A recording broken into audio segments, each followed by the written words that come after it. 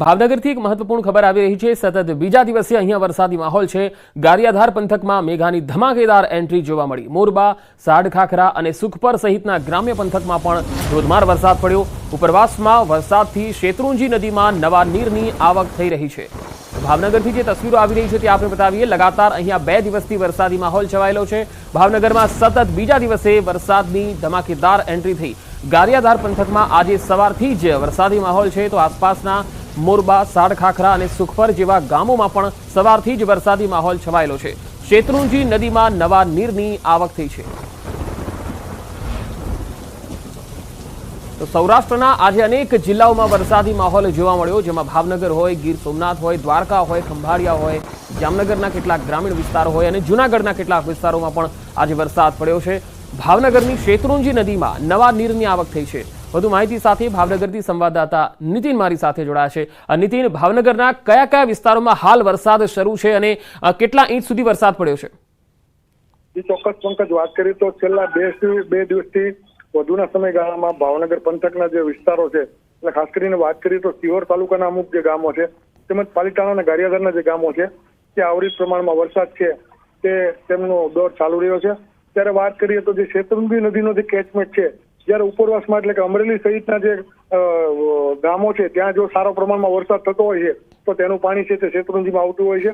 અને શેત્રુંજી છે તે સૌરાષ્ટ્રનો એકમાત્ર ભાવનગરના જીવન પાણીના પીવા માટેનો જે જીવાની દોરી સમાનનો જે ડેમ છે, સૌરાષ્ટ્રનો મોટો ડેમ, તેમાં જ નવા નીર છે તેની આવક થઈ છે। એટલે તેને લઈને ત્યાંના સ્થાનિકો અને ખેડૂતોમાં પણ જે છે તે હર્ષની લાગણી અનુભવી રહ્યા છે। જી નીતિન, આભાર માહિતી આપવા માટે। હવે આપને બતાવીએ જૂનાગઢથી આવી રહેલી તસવીરો। જૂનાગઢ તાલુકાના ગ્રામ્ય વિસ્તારમાં પણ વરસાદ પડ્યો, જેમાં ચોકલી, વડાલ ચોકી અને કાથરોટા જેવા ગામોમાં વરસાદ પડ્યો। અસહ્ય ગરમીથી લોકોને રાહત મળી ગઈ।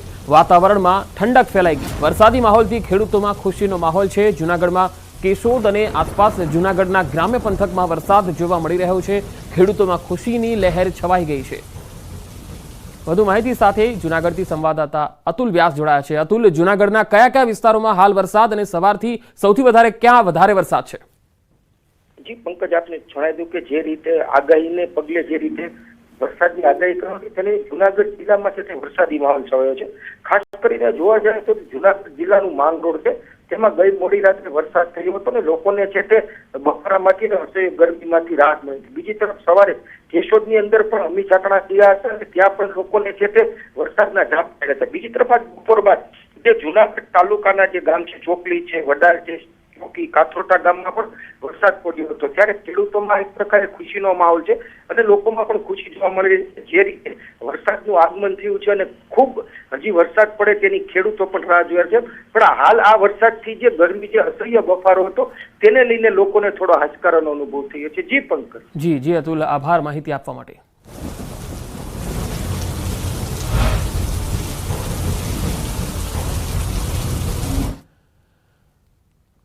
સૌરાષ્ટ્રની તો વાત કરી લીધી, હવે જઈએ દક્ષિણ ગુજરાત। સુરતના માંગરોળ પંથકમાં વરસાદી માહોલ જામ્યો છે। માંગરોળથી આવી રહેલી આ તસવીરો આપણે બતાવીએ તો માંગરોળના પીપોદરા અને કીમ સહિતના ગ્રામ્ય પંથકમાં વરસાદ પડ્યો। અહીંયા વરસાદ પડવાથી ગરમીથી લોકોને આંશિક રાહત મળી છે। ધરતીપુત્રોમાં ખુશીનો માહોલ છે।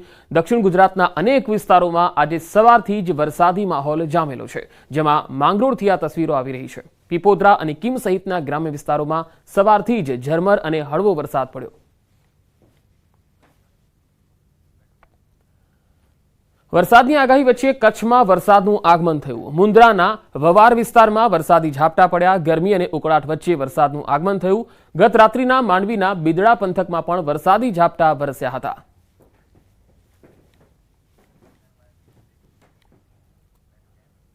ગુજરાતમાં 5 દિવસ વરસાદની આગાહી છે। ગાજવીજ, તેજ પવન સાથે મધ્યમ વરસાદની આગાહી છે। આજે દ્વારકા અને પોરબંદરમાં ભારે વરસાદની આગાહી છે, તો ઉત્તર ગુજરાતના 4 જિલ્લા બનાસકાંઠા, પાટણ, સાબરકાંઠા અને મહેસાણા સિવાય 29 જિલ્લામાં મેઘ ગર્જના સાથે હળવા વરસાદની આગાહી કરાઈ છે।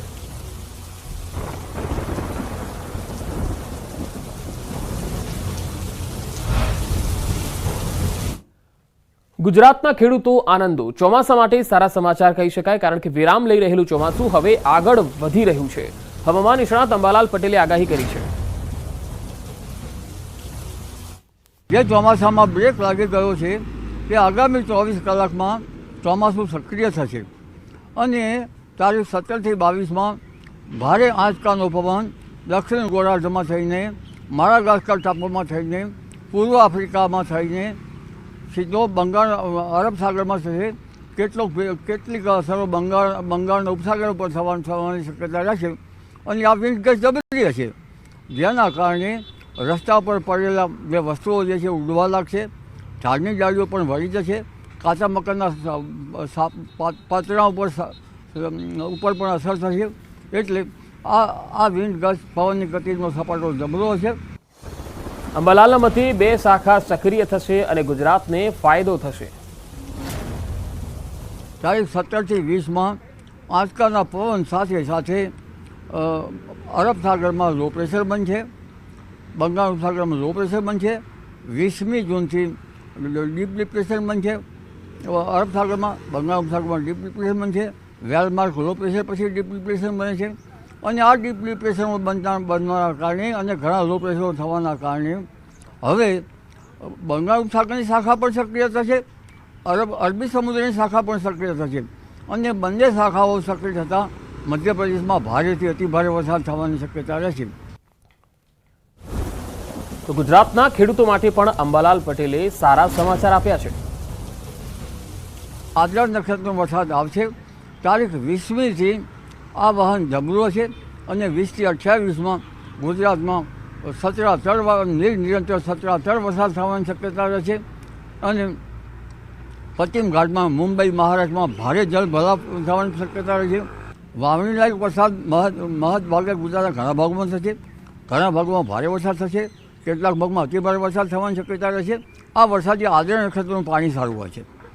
અગાઉ જે નક્ષત્ર અત્યારે હાલ ચાલી રહ્યું છે મૃગશીર નક્ષત્ર, આ નક્ષત્રનું પાણી સારું હોતું નથી અને આ નક્ષત્રના પાણીથી રોગ જીવાતનો ભય રહેતો હોય છે, પક્ષીઓનો ત્રાસ રહેતો હોય છે.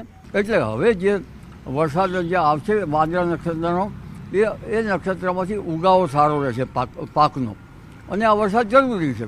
એટલે ખેડૂતો ચિંતા કરવાની જરૂર નથી. ખેડૂત ભાઈઓએ આ જે વરસાદ થશે એ સચરાચર વરસાદ થશે. ભારે વરસાદનું જે આપણને ઝંઝાવત જોવા મળશે એ ઝંઝાવત હવે આદ્રા નક્ષત્રમાં જોવા મળશે. તો આ બુલેટિનમાં અત્યારે આટલું જ. નમસ્કાર.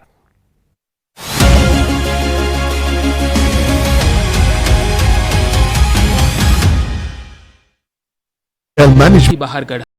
સવારે બોરવેલમાંથી બાળકીનો મૃતદેહ બહાર કઢાયો, જ્યાં હેલ્થ વિભાગના અધિકારીઓએ આરોહીની તપાસ બાદ તેને મૃત જાહેર કરી હતી. સ્થાનિક તંત્ર, અમરેલી ફાયર અને એનડીઆરએફની ટીમે 17 કલાક સુધી આ ઓપરેશન પાર પાડ્યું. જો કે આરોહી જિંદગી સાથેની લડાઈમાં હારી ગઈ હતી. અમરેલીના સુરગપુરા ગામમાં ખુલ્લા બોરવેલમાં 1.5 વર્ષની બાળકી આરોહી રમતા રમતા પડી ગઈ હતી, જેને બચાવવા 17 કલાક સુધી ઓપરેશન આરોહી ચાલ્યું હતું.